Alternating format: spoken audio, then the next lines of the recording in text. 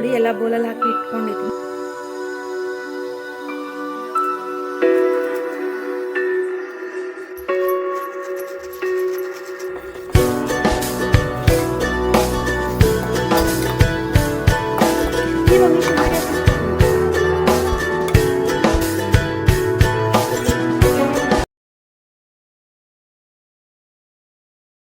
ಹೇಗಿದ್ದೀರಾ? ಚೆನ್ನಾಗಿದ್ದೀರಾ ಅಂತ ಅನ್ಕೊಳ್ತಾ ಇದ್ದೀನಿ. ನಾನು ಕೂಡ ತುಂಬಾ ಚೆನ್ನಾಗಿದ್ದೀನಿ ಫ್ರೆಂಡ್ಸ್. ಇವತ್ತಿನ ಬ್ಲಾಗ್ ಬಂತು 6 to 12 ಮಂತ್ಸ್ ಬೇಬಿಗೆ ಮನೇಲೆ ಯಾವ ತರ ಸರ್ಲ್ಯಾಕ್ನ ಮಾಡ್ಕೊಳ್ಬೋದು ಅಂತೇಳಿ ಈಸಿಯಾಗಿ ನಿಮಗೆ ತಿಳಿಸ್ಕೊಡ್ತಾ ಇದ್ದೀನಿ. ಮಕ್ಕಳ ಇಮ್ಯುನಿಟಿ ಪವರ್ ಹೆಚ್ಚಾಗುತ್ತೆ, ಹಾಗೆ ಬೋನ್ಸ್ ಕೂಡ ಸ್ಟ್ರಾಂಗ್ ಆಗುತ್ತೆ. ಸೊ ನಾವು ಮನೆಯಲ್ಲೇ ಯಾವ ತರ ಮಾಡ್ಕೊಳ್ಬೋದು ಈಸಿಯಾಗಿ ಅಂತೇಳಿ ತಿಳಿಸ್ಕೊಡ್ತೀನಿ ನೋಡಿ. ಪ್ರತಿಯೊಂದು ಪದಾರ್ಥಗಳು ನಮಗೆ ಮನೆಯಲ್ಲೇ ಸಿಗುವಂಥದ್ದೇ. ಸೊ ಈ ಪದಾರ್ಥಗಳನ್ನ ಯೂಸ್ ಮಾಡ್ಕೊಂಡು ಯಾವ ತರ ಸರ್ಲ್ಯಾಕ್ನ ಮಾಡ್ಕೊಳ್ಬೋದು ಅಂತೇಳಿ ತಿಳಿಸ್ಕೊಡ್ತೀನಿ. ಹಾಗಾದ್ರೆ ವ್ಲಾಗ್ನ ಸ್ಟಾರ್ಟ್ ಮಾಡೋಣ, ಬನ್ನಿ ನೋಡೋಣ. ಅದಕ್ಕಿಂತ ಮುಂಚೆ ಯಾರ್ಯಾರು ಫಸ್ಟ್ ಟೈಮ್ ನನ್ನ ಚಾನಲ್ನ ನೋಡ್ತಾ ಇದ್ರು ಪ್ಲೀಸ್ ಸಬ್ಸ್ಕ್ರೈಬ್ ಮಾಡ್ಕೊಂಡು ನನ್ನ ಚಾನಲ್ನ ನೋಡಿ ಅಂತೇಳಿ ಕೋರ್ಕೊಳ್ತೀನಿ. ಫ್ರೆಂಡ್ಸ್, ನಾನಿಲ್ಲಿ ಕೆಲವೊಂದು ಪದಾರ್ಥಗಳನ್ನ ಯೂಸ್ ಮಾಡ್ತಾ ಇದ್ದೀನಿ. ಅವು ಯಾವ್ಯಾವ ಅಂತ ನಿಮಗೆ ತಿಳಿಸ್ಕೊಡ್ತೀನಿ ನೋಡಿ. ಎಲ್ಲ ಬೋಲಲ್ಲಿ ಹಾಕಿ ಇಟ್ಕೊಂಡಿದ್ದೀನಿ ಫ್ರೆಂಡ್ಸ್. ನೋಡಿ ಎಲ್ಲ ಬೋಲಲ್ಲಿ ಹಾಕಿ ಇಟ್ಕೊಂಡಿದ್ದೀನಿ. ಇವಾಗ ಯಾವ್ಯಾವ ಅಂತ ಒಂದೊಂದಾಗಿನೇ ಹೇಳ್ತೀನಿ ನೋಡಿ. ಇದು ಒಂದು ಮಸೂರ್ ದಾಲ್ ನೋಡಿ, ಇದು ಆರೆಂಜ್ ಕಲರ್ ಬರುತ್ತೆ. ಇದು ಬೇಳೆ ಸಾಂಬಾರ್ಗೆ ಎಲ್ಲದಕ್ಕೂ ನಾವು ಯೂಸ್ ಮಾಡ್ಬೋದು, ತುಂಬ ಚೆನ್ನಾಗಿರುತ್ತೆ ಟೇಸ್ಟ್ ಮಾತ್ರ. ಹಾಗೆ ಇದು ಸಬ್ಬಕ್ಕಿ. ನೆಕ್ಸ್ಟ್ ಇಲ್ಲಿ ಕಡಲೆಕಾಳು, ಕಡಲೆ ಬೀಜ, ಮಕ್ಕಾನ, ಕಡಲೆಪಪ್ಪು, ಇದು ಬಂದ್ಬಿಟ್ಟು ಹೆಸರುಬೇಳೆ, ಕಡಲೆಬೇಳೆ, ಹೆಸರು ಕಾಳು, ಇಷ್ಟನ್ನ ತೊಗೊಂಡಿದ್ದೀನಿ ಕಾಳುಗಳಲ್ಲಿ. ಹಾಗೆ 1 ಕಪ್ ಆಗುವಷ್ಟು ಡ್ರೈ ಫ್ರೂಟ್ಸ್ನ ತೊಗೊಂಡಿದ್ದೀನಿ. ಡ್ರೈ ಫ್ರೂಟ್ಸ್ ಯಾವ್ಯಾವು ಅಂತ ಹೇಳಿ ನಾನು ಲಾಸ್ಟಿಗೆ ಬೌಲಲ್ಲಿ ಹಾಕಬೇಕಾದ್ರೆ ನಾನು ಹೇಳ್ತೀನಿ.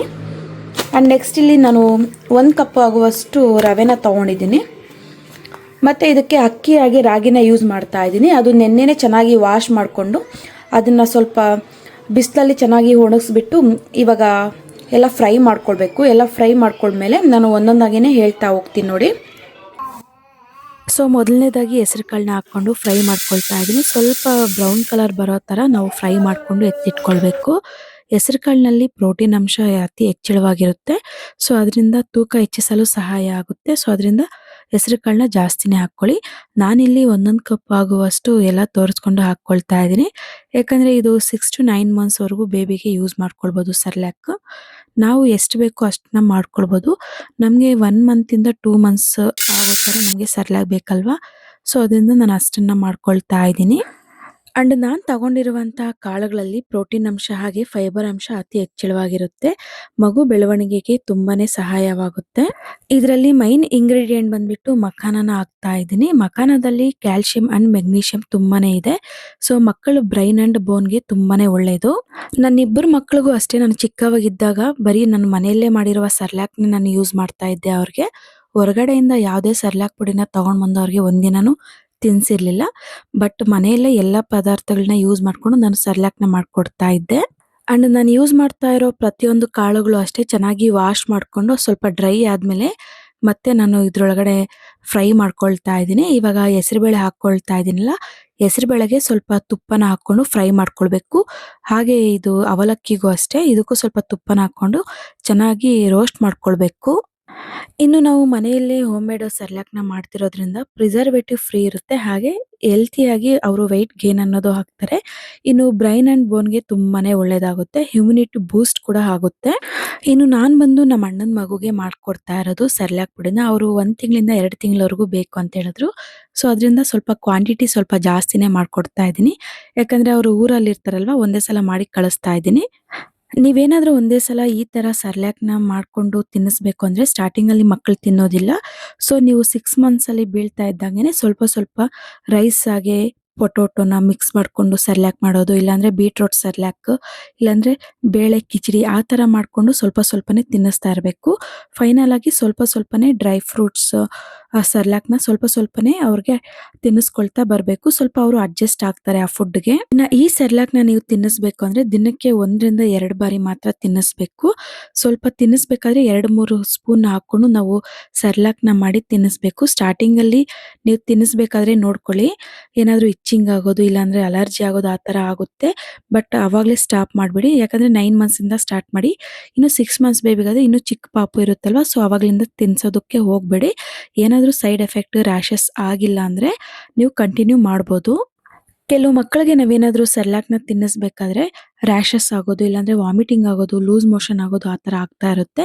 ಸೊ ಸೈಡ್ ಎಫೆಕ್ಟ್ ಆಗ್ದಿರಾ ಒಂದ್ಸಲ ನೋಡ್ಕೊಳ್ಳಿ. ತಿನ್ನಿಸಿದ್ಮೇಲೆ 1 ಡೇ ಬಿಟ್ಕೊಂಡು ನೋಡಿ ಯಾವ ಥರ ಇರುತ್ತೆ ಅವರು ಪೊಸಿಷನ್ ಅಂತೇಳಿ.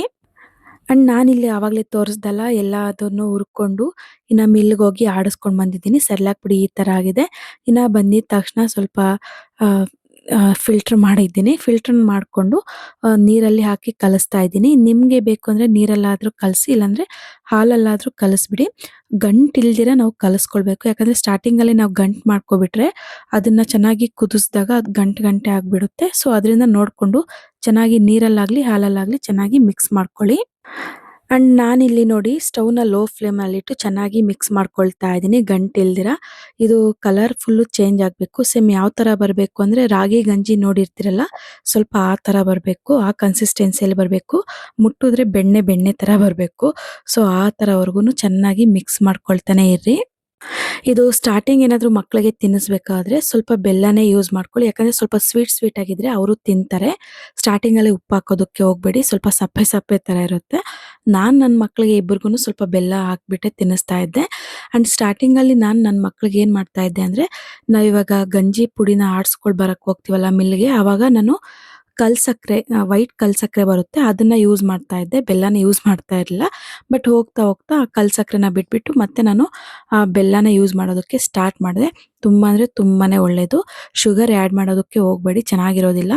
ತುಂಬಾ ಕೆಟ್ಟದ್ದು. ಶುಗರ್ ನಾವು ಎಷ್ಟು ಯೂಸ್ ಮಾಡ್ತೀವೋ ಅಷ್ಟು ಕೆಟ್ಟದ್ದು ನಮಗೆ. ಸೊ ಬೆಲ್ಲನ ಯೂಸ್ ಮಾಡಿ, ತುಂಬಾ ಒಳ್ಳೆಯದು. ಅಂಡ್ ನೋಡಿದ್ರಲ್ಲ ಕನ್ಸಿಸ್ಟೆನ್ಸಿ ಈ ರೇಂಜಲ್ಲಿ ಬಂದಿದೆ. ಈ ಥರ ಬರಬೇಕು. ಮಕ್ಕಳು ಬಾಯಲ್ಲಿ ಇಡ್ತಾ ಇದ್ರೇನೆ ಅವರು ತಿಂತಾ ಇರಬೇಕು. ಈ ಥರ ಇದ್ರೆ ಆರಾಮಾಗಿ ತಿಂತಾರೆ. ಅಂಡ್ ನೋಡಿ ಈ ಥರ ಬಂದಮೇಲೆ ಇವಾಗ ನಾನು ಮಳಿಯನ್ಗೆ ಹೋಗಿ ತಿನ್ನಿಸ್ಬೇಕು. ಸೊ ಈ ಥರ ಕನ್ಸಿಸ್ಟೆನ್ಸಿ ನೋಡಿಕೊಂಡು ನೀವು ಗಂಟಿಲ್ದಿರ ಮಾಡಿಕೊಂಡ್ರೆ ತುಂಬ ಅಂದರೆ ತುಂಬ ಚೆನ್ನಾಗಿ ಬರುತ್ತೆ. ಮಕ್ಕಳು ಅಷ್ಟೇ ಆರಾಮಾಗಿ ತಿಂತಾರೆ.